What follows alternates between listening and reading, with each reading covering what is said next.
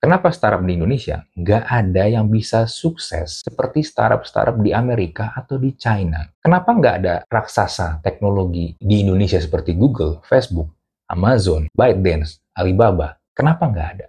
Yang ada malah berita-berita fraud seperti Visery, lalu scamnya Investri, atau mungkin bukan fraud atau scam, tapi misalnya seperti Bukalapak yang kita kenal dulu sebagai marketplace, lalu shiftingnya jauh banget jadi jualan pulsa. Bisa cek sendiri di websitenya. Atau Tokopedia yang akhirnya berujung dibeli, diakuisisi oleh TikTok, atau lebih tepatnya ByteDance. Tapi tidak ada startup yang benar-benar mereka tuh tumbuh dari kecil dan akhirnya jadi gede, besar, dengan membawa nama mereka sendiri. Dan besarnya juga secara global.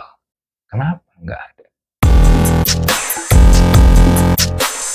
Halo semua, thank you yang sudah nonton dan subscribe channel YouTube gua. Dan sekarang gua membuka membership. Jadi buat lu yang pengen join jadi member di channel YouTube gua, lu bisa tekan tombol join dan pilih lu mau masuk tier yang mana. Gua ada 3 macam tier. Tier yang pertama adalah rookie, tier yang kedua adalah starter, dan tier yang ketiga adalah superstar. Nah, lu bisa pilih lu lebih cocok yang mana dan juga sesuai dengan budget lu, dan setiap tier ada benefitnya masing-masing. Oke, thank you dan jangan lupa daftar. Sebagian besar orang, mungkin lu, akan menyalahkan kurangnya modal atau regulasi yang ribet, which is valid. Tapi kalau kita coba gali lebih dalam, masalahnya sebenarnya jauh lebih kompleks. Seperti budaya konsumen kita, daya beli yang rendah, hingga faktor foundernya yang kehilangan kendali di startup yang mereka bangun. Semuanya ini akan ikut berperan dalam ekosistem startup Indonesia yang akhirnya berbeda dari Silicon Valley. Faktor yang pertama, budaya konsumen di Indonesia. Susah diajak untuk bayar, pengennya gratis. Mindsetnya semua harus gratis. Kalau yang ada di aplikasi itu gratis. Downloadnya aja free kok. Padahal ya kalau dipikir-pikir, Indonesia tuh secara jumlah penduduk ada 280 juta orang. Yang gue misalnya ambil angka 10% aja gitu. Angka 10%-nya aja deh, 28 juta. Ini gue ambil hitungan secara kasar aja ya.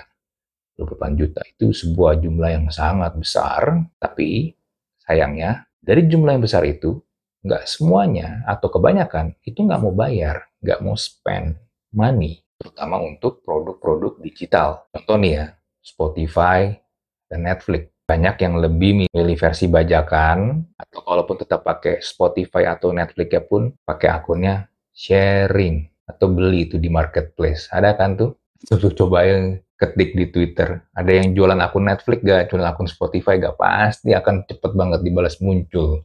Lalu mungkin aplikasi yang berbayar. Orang tuh lebih suka cari yang versi APK mode-nya, which is ilegal, atau pakai trial berulang-ulang. Jadi bikin akun baru ya terus. Nah, akhirnya dampaknya buat startupnya sendiri, sulit monetisasi, sulit dapat uang, pemasukan, dapat revenue. Sedangkan, mau bisnis apapun itu, nyawanya adalah revenue.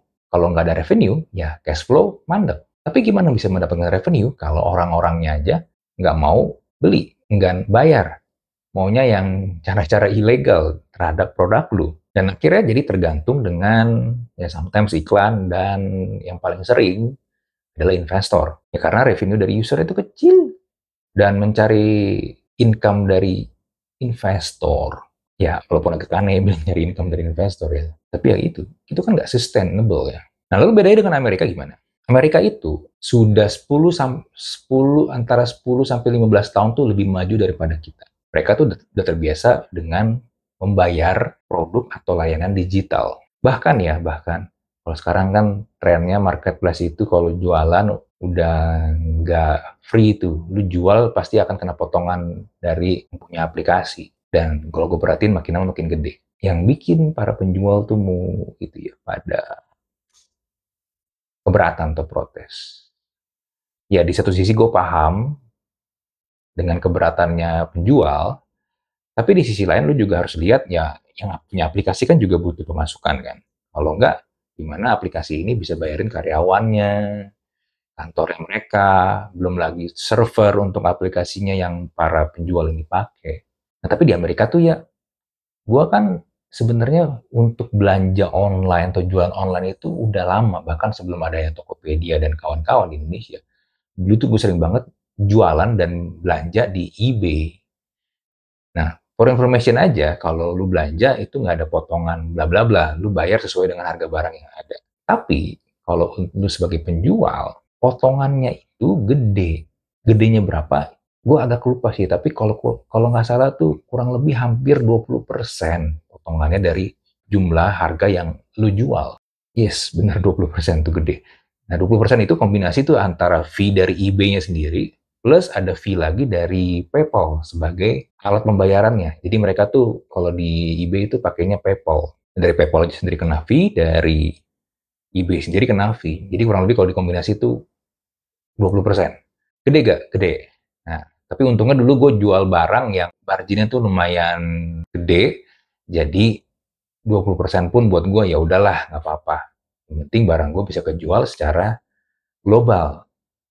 Nah, tapi kan kalau orang yang jualan barang-barang yang marginnya tipis-tipis tuh itu yang agak susah. Karena memang fee-nya gede banget.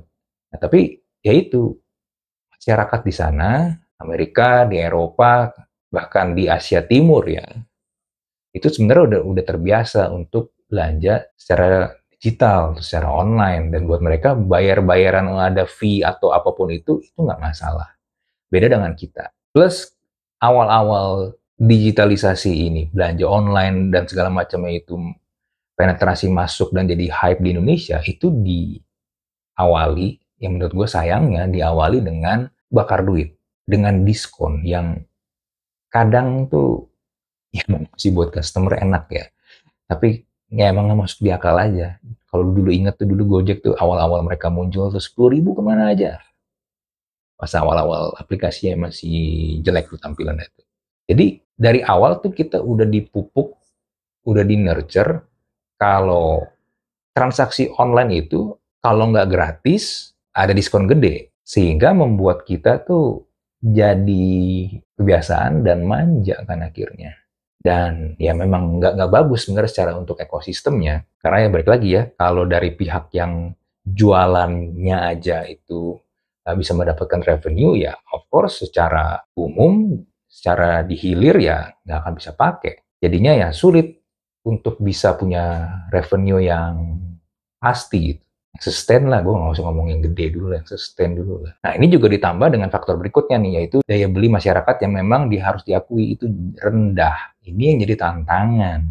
Jumlah penduduk boleh banyak, tapi daya belinya rendah ya, sama aja bohong sebenarnya sih. Nah, karena daya beli yang rendah ini membuat produk-produk yang premium tuh jadi susah laku. Kan sensitif sama harga ya.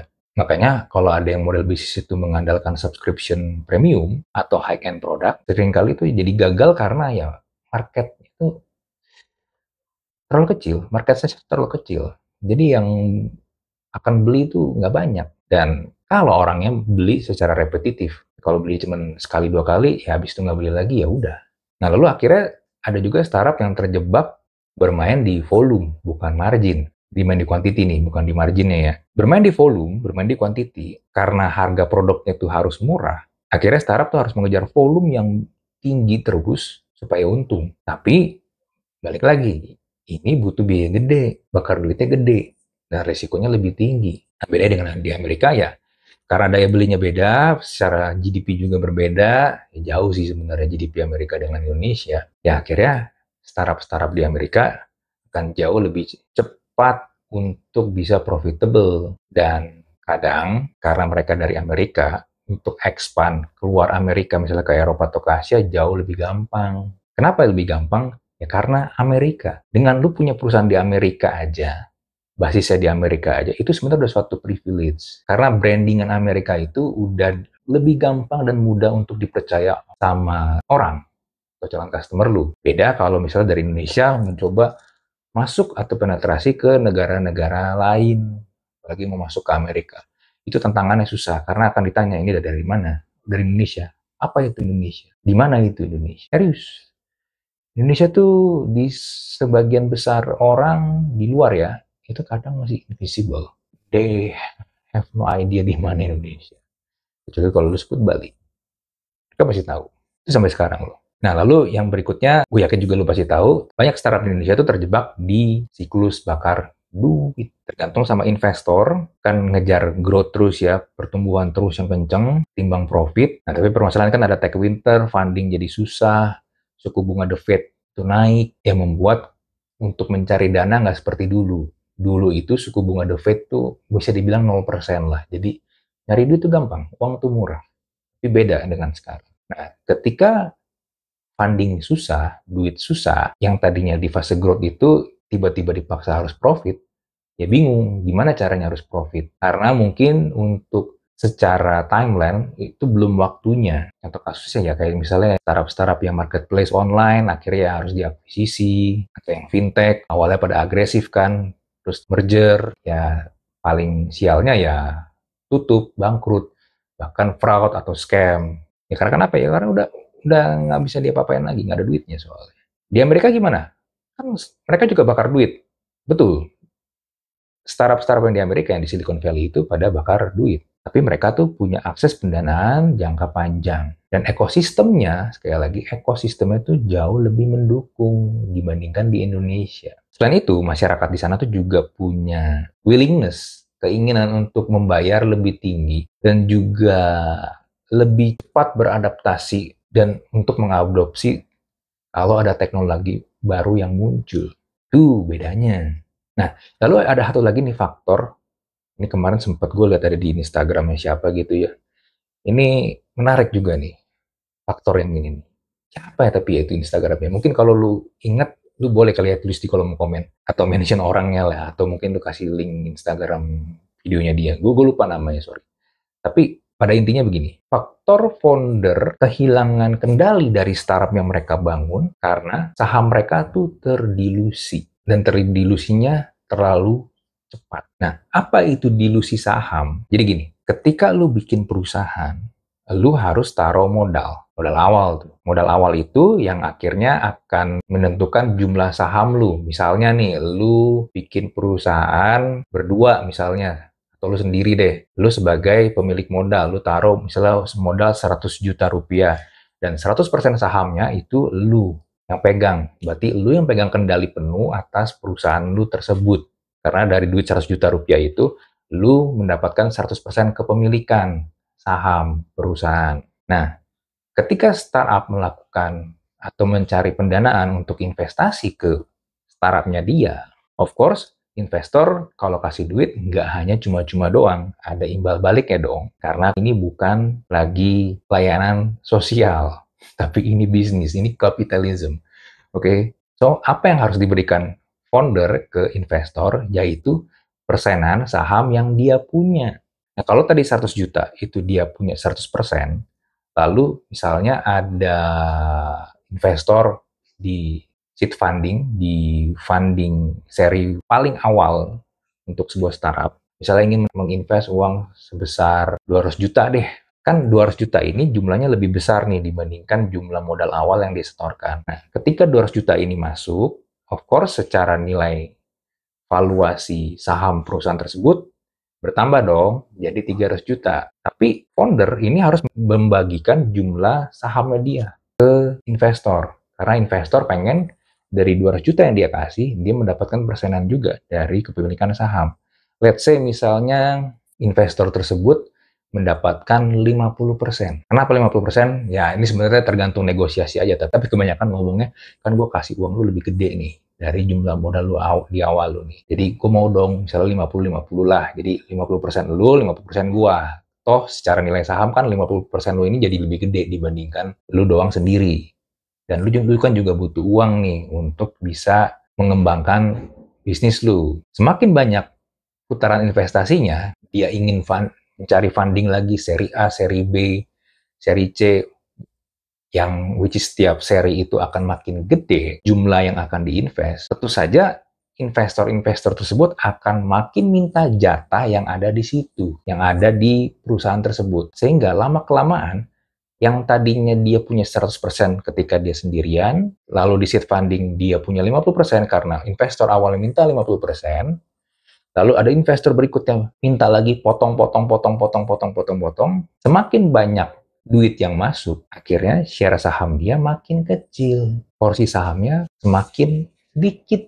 Kenapa ini jadi masalah? Kalau saham foundernya tuh terlalu kecil, bukan majority, akhirnya dia nggak punya kuasa lagi dalam mengambil keputusan, apalagi keputusan yang besar ya, di startup yang dia dirikan. Startupnya akhirnya dikendalikan oleh investor yang kadang tujuan mereka itu nggak sejalan dengan tujuan dari si foundernya. Karena kebanyakan investor itu sebenarnya pengen cari return secepat mungkin, bukan membangun bisnis jangka panjang. Dan dampaknya akhirnya banyak startup tuh yang kehilangan visi awal karena terlalu dikendalikan oleh investor. Bahkan di video itu bilang dari seed funding ke seri A pun sudah seperti itu.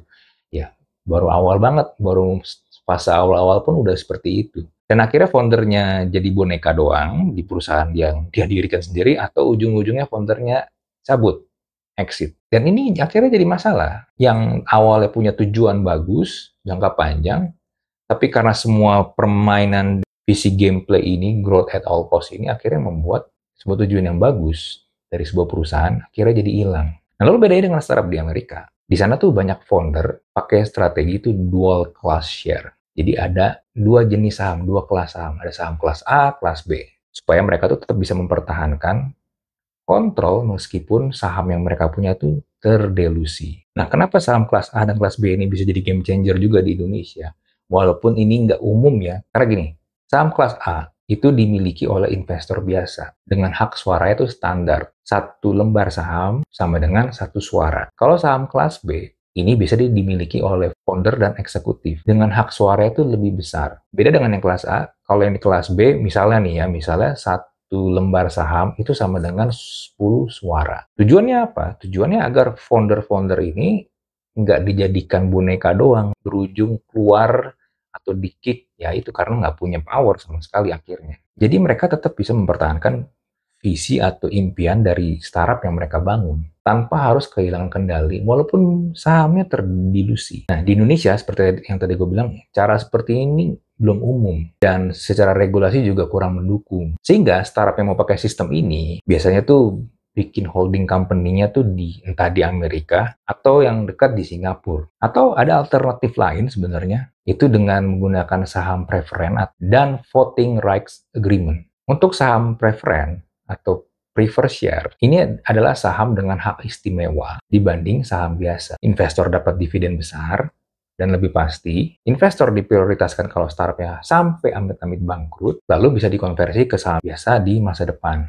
Tapi kekurangannya, saham preference biasanya nggak punya hak suara lebih besar. Jadi founder tetap bisa kehilangan kendali. Lalu juga ada namanya voting rights agreement. Ini adalah perjanjian antara pemegang saham yang mengatur siapa yang punya hak suara lebih besar. Meskipun kepemilikan sahamnya itu kecil. Contoh skenario nih ya, founder punya 30% saham. Tapi lewat VRA ini, dia tetap memegang 50% hak suara. Dan investor setuju untuk memberikan hak veto pada founder dalam keputusan strategis. Keunggulannya bisa diterapkan tanpa perlu struktur saham yang kompleks. Investor tetap tenang karena mereka tuh ya masih punya keuntungan finansial lah. Dan founder bisa tetap juga menjaga visi perusahaannya. Tapi tantangannya, ini yang susah. Karena kebanyakan founder itu tidak punya bargaining power biasanya. Investor tuh harus setuju dengan perjanjian ini. Dan founder harus bisa meyakinkan mereka tuh bahwa kendali yang ia pegang akan berdampak positif pada perusahaannya. Nah, tapi masalahnya bisa nggak? Karena ketika negosiasi untuk pembagian saham seperti ini, yang gue temukan banyak founder itu sebenarnya tuh tidak paham-paham banget untuk perihal dilusi saham ini. Dan juga butuh uang, ya sehingga akhirnya mereka tidak punya bargaining power, ya mereka iya-iya aja, dan akhirnya ya udah terjadilah yang seperti kita lihat sekarang. Faktor-faktor tadi yang menyebabkan banyak startup-startup di Indonesia itu akhirnya tidak bisa atau sulit banget untuk bisa seperti startup-startup di Amerika atau di China, seperti Google, Facebook, Amazon, ByteDance, Alibaba, dan yang lain-lain. Memang sulit seperti itu. Memang itu tantangannya. Kita ketinggalan jauh banget, 10-15 tahun. Walaupun ada yang bilang tinggal ATM-nya amati tiru modifikasi sesuai dengan ini ya, negara kita. Tapi oversimplifikasi itu nggak menjawab sih. Karena memang ternyata banyak variabel-variabel di luar sana yang bikin kondisi ya seperti ini. Oke, itu dari gua. Seperti biasa kalau lu punya pertanyaan, atau lu pengen komen atau apapun itu, silakan langsung bisa tulis di kolom komen. Kita jumpa lagi di Thinking Room episode berikutnya. Bye.